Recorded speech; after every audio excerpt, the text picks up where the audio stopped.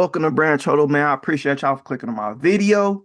It is draft day, y'all. It is draft day, where we are all just creating mock drafts, and we're looking forward to our teams drafting the next superstar to propel us into Super Bowl contention or playoff contention if you're at the top of the draft.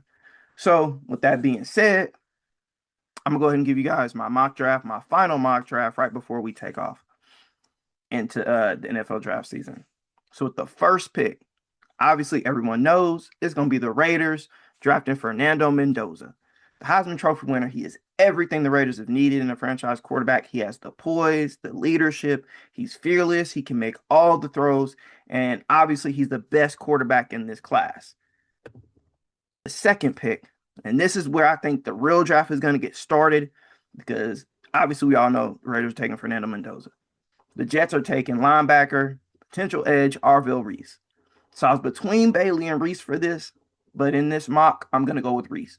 One of the more polarizing prospects in this class. He has the ability to play off-ball linebacker and on-ball edge defender, which makes him a perfect fit for the modern multiple front defense, allowing a coordinator to create mismatches, and his skill set allows him to be a disruptive edge rusher, and his potential is completely limitless.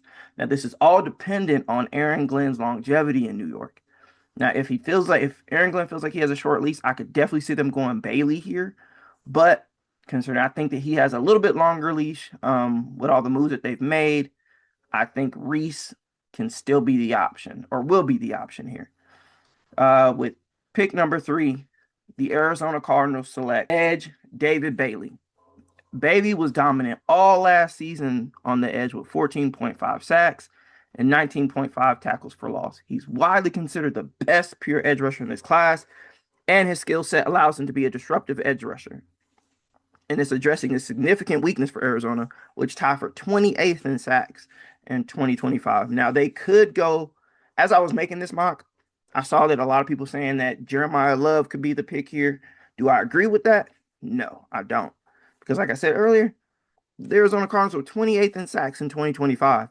It wouldn't make sense for me for them to take him, especially with them just signing Tyler Algier and still having Trey Benson on the roster. That seems like a luxury pick for a team who has it all figured out. So with pick number 4, the Tennessee Titans select running back Jeremiah Love. Now, what I said for the Arizona Cardinals could technically be taken with the same type of logic with the Titans. However, the Titans have one thing the Arizona Cardinals don't: a young franchise quarterback. So the Titans, with all due respect intended, they haven't made any huge additions on this offense to help the roster to boost Ward's production, or to be able to boost that offense to help him. The only addition they did make was Wan'Dale Robinson, but as we know, Wan'Dale Robinson is more of a number 2 or number 3, respectfully. He's not a true number 1. They do have Calvin Ridley. They have Eric Ailmanor. Sorry if I'm saying it wrong. They do have him on the roster, but they need a true number 1. However, with Jeremiah Love added to this offense, it takes a ton of pressure off. And with the depth at wide receiver in this draft, you could just as easily say they could wait and take one in the second round. But Love is arguably the best player in this draft, and he provides a versatile option out of the backfield that can turn short passes or handoffs into long gains, aiding in Ward's development and aiding in the offensive weaponry that this offense can display. Overall pick, I have the New York Giants selecting Sonny Styles, converted safety, has openly expressed a desire to play a versatile everywhere at once role similar to Kyle Hamilton, which coincidentally John Harbaugh had in Baltimore. This is the blueprint that John Harbaugh successfully used in Baltimore and is expected to replicate with the Giants with their new defensive coordinator, Denard Wilson. The Giants linebacker core is in flux following the expected departure of Bobby Okereke, who is a potential cap casualty, and the impending free agency of Micah McFadden. Styles would immediately step in as a 3-down defensive anchor and step in right next to the recent signing of Tremaine Edmunds. And with pick number 6, I have the Cleveland Browns taking offensive tackle Monroe Freeling. Freeling is a natural left tackle. And I'm going to say this a lot of times. You guys are going to hear me say this. Whenever you have your guy, take your guy. You trade down, you're going to risk someone else coming up to take your guy, especially with almost, I think it's like 5 teams that have first round picks. You're going to risk someone taking your guy from you because those teams can afford to be like, hey, we can use this first pick on this player that we want and use our second pick on a separate player. So I still say here, Browns take Monroe Freeling. He's a natural left tackle.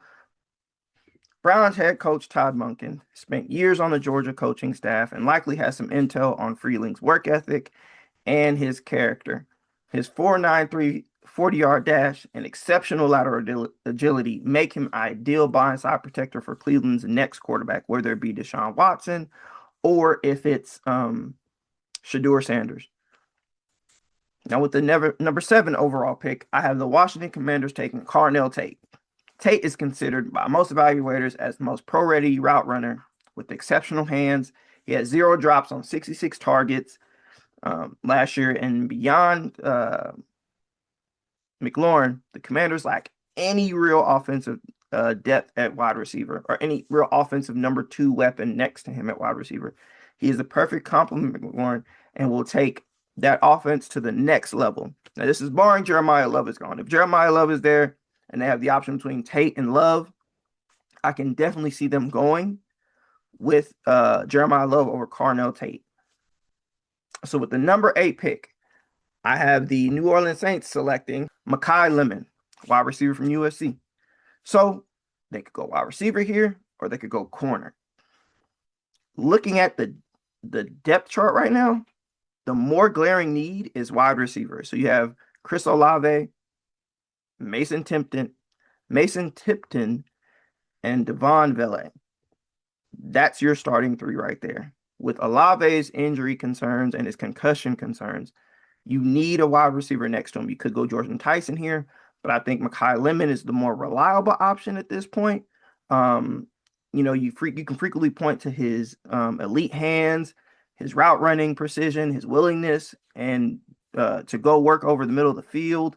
That's something that they need to take that offense to the next level. You pair him with Olave and their potential for franchise quarterback, who I was wrong about, Tyler Schlupp. I thought he was going to be, and I might say his name wrong. I'm sorry, brother. But I was wrong about him. So I just want to take that time to say, sorry, Saints fans. I really thought he wasn't going to be that great. I was 100% wrong. And with the 9th pick in the 2026 NFL Draft, I have the Kansas City Chiefs selecting Ruben Bain Jr., edge out of Miami. I will tell you this. I am a firm believer in watch the tape, not the measurements. So you look at Ruben Bain, short arms, whatever, mismute all those small arms crap, saying that he won't be effective in the NFL. The tape speaks for itself. And he was widely considered the top prospect just a year ago. Trust the tape. Bain could play a defensive end. He could play under the interior defensive line. Having a force like him next to Jones and Karlaftis will lessen the blow of not having McDuffie and Watson in that secondary. You could definitely go Mansour Delane here. You could. Would I? No, because in Veach we trust. Right, Chiefs fans? My friends say that all the time. And I say, with that being said, Veach has found phenomenal cornerback talent in the mid to later rounds. You could even go day 2 and get a corner there as well. And so with the 10th pick in the 2026 NFL Draft, I have the New York Giants selecting Jordan Tyson, wide receiver from Arizona State. So Jim Schoen flew to Arizona for a private workout and held a private dinner with Tyson on April 16th, which adds fire to the rumor that he could be taken at 10. I wouldn't be surprised. I don't see them taking him at 5 unless Jeremiah Love is there, but Sonny Styles is such a great linebacker, and they could really use him next to Edmonds. But Giants are in need of a running mate next to the often injured Malik Neighbors and the emerging Jackson Dart. Tyson is 6'2", 200 pounds. He offers a true outside X receiver profile. Tyson has demonstrated the inside-out versatility to line up at all three receiver spots. And so at number 11, I have the Miami Dolphins selecting safety Caleb Downs. So in a perfect world, Jordan Tyson or Mekhi Lemon or Carnell Tate would be available here. But unfortunately, they drafted early in this mock. So getting Downs is not a bad consolation prize, especially after having a need after trading away Minkah Fitzpatrick to the Jets. And neither safety on their roster now can provide the same playmaking and versatility potential that Downs has. Downs can play both deep safety and in the box, providing the interchangeable safety component desired for a multifaceted defense and a rebuilding team. With the 12th pick in my 2026 NFL mock draft, I have the Dallas Cowboys selecting Mansoor Delane. The slide is stopped. The Cowboys stay patient, and they actually come away with the best cornerback in this draft in Delane, and immediately fixes a drastic need in that secondary. Delane only allowed 14 catches on 35 targets and 11 passes broken up in 2025. He addresses the need for a number one shutdown corner opposite of Bland, who had a slight decline in his play last season. So at number 13, I have the Los Angeles Rams selecting wide receiver Omar Cooper Jr. Now, I've heard and I've read, I've been watching, they talk a lot about Mekhi Lemon. In my mock, he doesn't make it to them, so therefore they go with their consolation, which is Omar Cooper Jr. Davante Adams has been a part of trade rumors, and he's been told that by his coaching staff. And he has a cap hit of $28 million in the final year of his season, which is this one.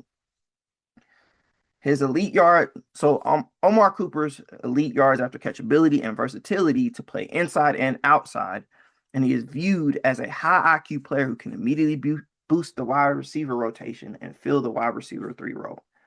Pairing him with Puka Nacua and Adams gives Stafford more weapons to potentially go for one last run at the Super Bowl. Because we know they're in win now mode, and I know they're in extension talks with Stafford. But yeah, I see Omar Cooper being a perfect fit here with the Los Angeles Rams. With the next pick in my 2026 NFL mock draft, I have the Baltimore Ravens selecting Kenyon Sadiq from the University of Oregon. Mark Andrews visibly lost a step last season, and they lost Isaiah Likely in free agency to the Giants. Incoming Sadiq, the most athletic and explosive tight end in this draft. He can line up in line, in the slot, or out wide.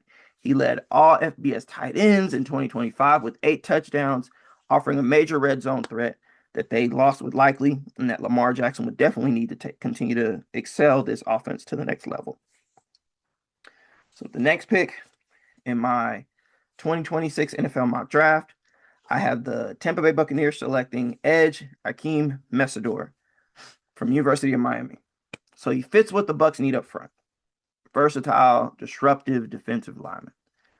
Mesidor has experience playing both inside and outside along the line, which is huge in a defense that likes to move pieces around. Mesidor gives the Bucs a versatile, high-motor defensive lineman who can rush from multiple spots. He can strengthen the rotation, and he can grow to a bigger role in the defense built around pressure and disruption. And so with the 16th pick in the 2026 NFL mock draft, I have the Jets taking Casey Concepcion.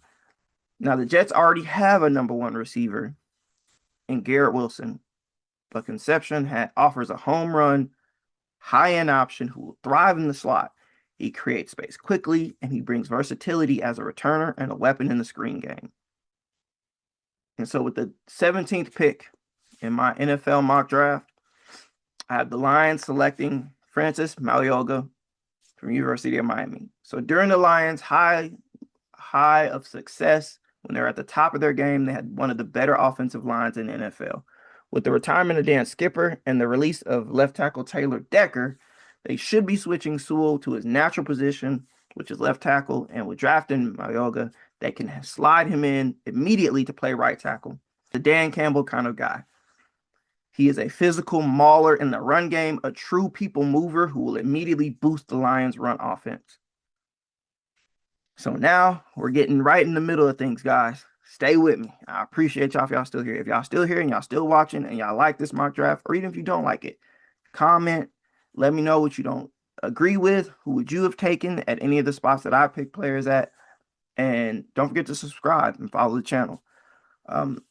So with the next pick, the 18th pick in my NFL mock draft, I have the Minnesota Vikings selecting Dylan Thineman, safety from Oregon. His elite instincts and ball production stand out. At Oregon, Thineman quickly built a reputation as a true playmaker. He's reading quarterbacks well, jumping routes, consistently being around the football. The Vikings defense has lacked a consistent turnover production at times, so adding a safety with natural ball hawking ability would immediately help. Second, he fits the versatility modern defenses demand. Thineman isn't just a deep safety. He can play single high coverage, split safety looks. He can come downhill and run support. That versatility is valuable in a Brian Flores scheme, which relies heavily on disguises, rotating safeties, confusing quarterbacks at pre-snap. And third, he brings youth and long-term upside at a position where the Vikings are in a transition phase right now. With veterans aging or on short-term deals, Thineman could develop into a cornerstone piece of the secondary rather than just a rotational player. Another big factor is his football IQ and tackling ability. He's not just flashy, he's reliable. He takes good angles, he wraps up well, and limits big plays. That's critical in a division featuring physical offenses and playmakers. Lastly, his mentality and motor fit the Vikings' defensive identity. Flores values aggressive, fast attacking defenders, and Thineman plays with that kind of edge. Number 19 in my 2026 NFL mock draft, I have my Carolina Panthers taking safety Emmanuel McNeill-Warren. Now, personally, I think my gut says we're going to go with Jacob Rodriguez. And the only reason why I say that is because during off-season interviews, Dan Morgan said fixing the linebacker crow was one of his biggest goals through free agency, and he was going to address it aggressively through free agency and the draft. I could see Jacob Rodriguez being the pick here. Would I be upset at that? Absolutely not. Why? Because like I said before, take your guy when your guy is available. Don't risk it. But for this mock, I think everything I've been reading and watching and hearing is going to be McNeill-Warren. Warren fits that dog mentality that Dan Morgan has been trying to build in his defense. He also provides a strong physical presence in the run game and is considered a reliable tackler. Excuse me. At 6'4", he has a long frame, smooth hip fluidity to move and cover tight ends and running backs. McNeill offers scheme versatility that Evero likes to have in his safeties. And so at pick number 20, at the Dallas Cowboys selecting with their second first-round pick, Keldrick Faulk. So Faulk is widely regarded as one of the best run defenders in this class. He led the SEC defensive lineman with 72 run tackles over the 24 and 25 season, and has a proven ability to stack and shed blockers to collapse gaps. And also he comes in with a run defense that allows 4.7 yards per carry to running backs.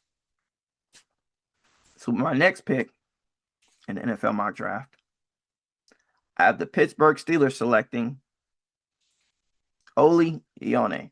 Sorry, brother, I cannot say your first name. I tried. With these braces, I can barely get any words out. So, big dog, I'm sorry if you see this, but I have them taking you in my NFL mock draft. You want to protect Aaron Rodgers and whomever is back or whoever is coming back to play QB.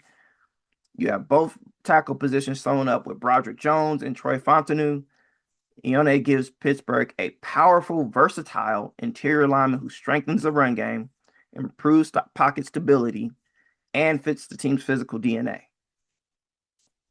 And so with the next pick in my 2026 NFL mock draft, I have the Los Angeles Chargers selecting defensive lineman Peter Woods out of Clemson.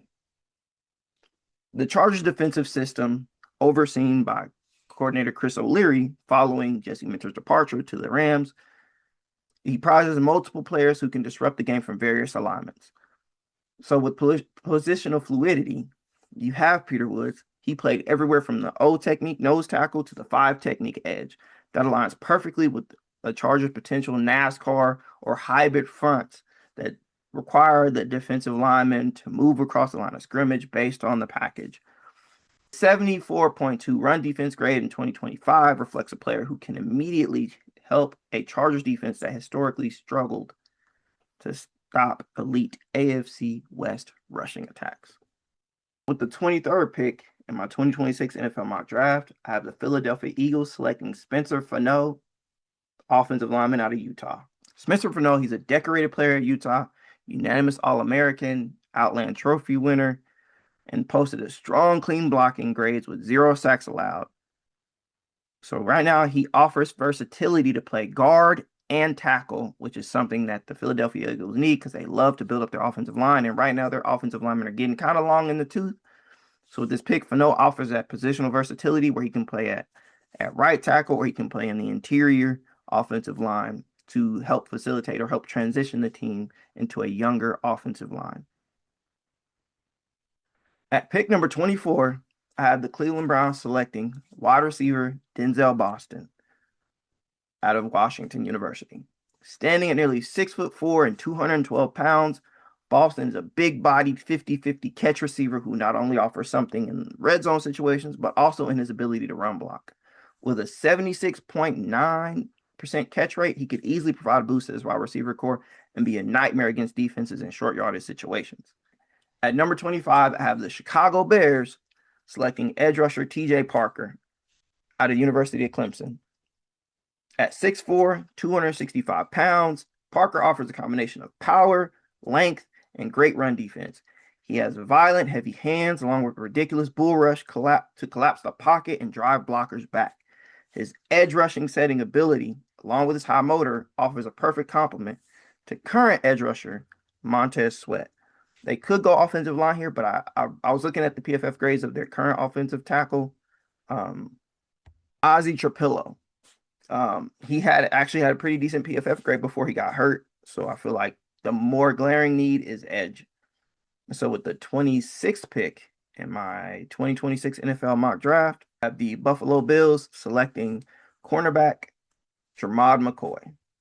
Any concerns regarding his January 2025 ACL injury were largely answered at his 2026 Pro Day, where he recorded 4.3 40-yard dash and a 38-inch vertical, proving his explosiveness is still intact.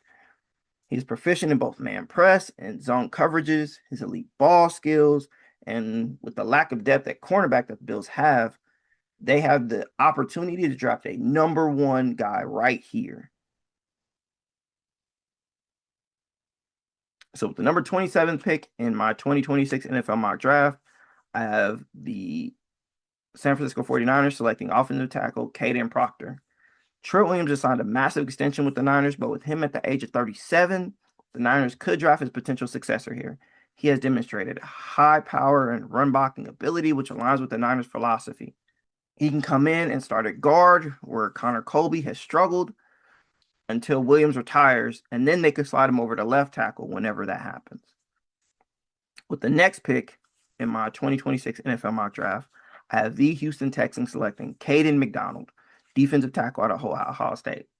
So for me, Caden McDonald is considered a premier fit for the Houston Texans in this 2026 mock draft and in the NFL draft because he provides a specific anchor profile needed to unlock the full potential of DeMeco Ryans' defensive front.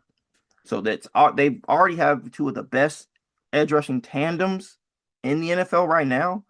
And so in 2025, McDonald led all interior defenders with a 997. McDonald led all the FBS interior defenders with a 91.2 run defense grade. He also ranked 99th percentile in run stop rate with 13.3%. Meaning nearly every time he was on the field, the opposing run game came to a halt. So DeMeco Ryans' system, rooted in the Niners' wide 9 philosophy, prizes defensive tackles who can be violent and disruptive. McDonald provides that physical floor that allows the rest of Houston's fast defense to operate without being bullied at the point of attack. And you add him to that edge rushing duo, I'm telling you, it's already curtains with the Texans defense. It's already hard enough to score on them. You add McDonald to that makes it hard to run on them. So that essentially they're going to be wiping out offenses all season if they make this pick. With the 29th pick in my NFL mock draft, I have the Kansas City Chiefs selecting offensive tackle Blake Miller out of Clemson. Could the Chiefs go corner here? Of course, but Veach has been known to be able to find corners in the middle rounds who end up being great starters in the NFL. So why let Blake Miller pass you up, especially with the rumors that you guys are looking up to shore up that right side of the offensive line? And Blake Miller offers just that. He is considered a high floor prospect who can slide in immediately and start. He's durable, having never missed a game due to injury in his 4 years at Clemson. He consistently beats defenders off the snap. He has a smooth kick step and exceptional lateral agility to handle spins and secondary pass rush moves. He may not be the sexy pick, but he's the right pick to shore up this young offensive line for years to come and to protect Mahomes. And so with my NFL mock draft, I have the Miami Dolphins selecting cornerback Colton Hood. Colton Hood is frequently linked to Miami Dolphins in the 2026 NFL draft. Because of his physical, press-heavy style and technical versatility, they align perfectly with the big and physical defensive identity established by the new defensive coordinator, Sean Duggan, in Miami. His ability to jam receivers and disrupt timing could be beneficial in Duggan's scheme, which could ask cornerbacks to play on an island while the front four creates pressure. Colton Hood represents a strategic fit for Miami to play in Duggan's defense, combined with the athletic upside to eventually blossom into a true number one corner. So with the 31st pick in my 2026 NFL mock draft, I have the New England Patriots selecting edge rusher Cassius Howell. While his arm length is a major talking point for scouts, Patriots' need for a designated pass rusher who can also drop into coverage makes Howell one of the most logical targets at pick 31. And he has shown the athleticism to peel off and drop underneath or mirror tight ends, making him the perfect fit for simulated pressures and amoeba fronts that New England loves to run. And so with the final pick of my 2026 NFL mock draft, I went back and forth on this one. I thought it should be running back. Then I went to corner. And then I went to, actually, it's between running back and corner essentially here. I'm going to go with cornerback Chris Johnson out of San Diego State. Now, there's a real possibility that Seattle trades down in this draft, which is what the GM has said in his interviews. But I don't like to do trades in my mock because it's all unpredictable. I'm pretty sure we're going to see tons of trades here. But with them taking Chris Johnson, Mike Macdonald's defensive scheme relies heavily on cornerbacks who possess rare physical traits to survive on an island in complex man-match coverages. Johnson has 4.4 speed, high football IQ, and versatility to play inside and outside. He excels in zone coverage as well and makes quick reads, which is a staple in Mike Macdonald's defense. In 2025, he allowed 0 TDs, held QBs to a 16.1 rating, and recorded 4 interceptions. He feels the need for a physical playmaker alongside Devin Witherspoon. So there we have it, guys. Picks 1 through 32 for my NFL mock draft. What are your thoughts? Let me know in the comments below. Let me know who you guys would have drafted. If you like what you saw or you want to continue to see videos, go ahead and hit that like button and subscribe and stay tuned for more videos coming to my channel. Until then, man, y'all be easy and happy draft day.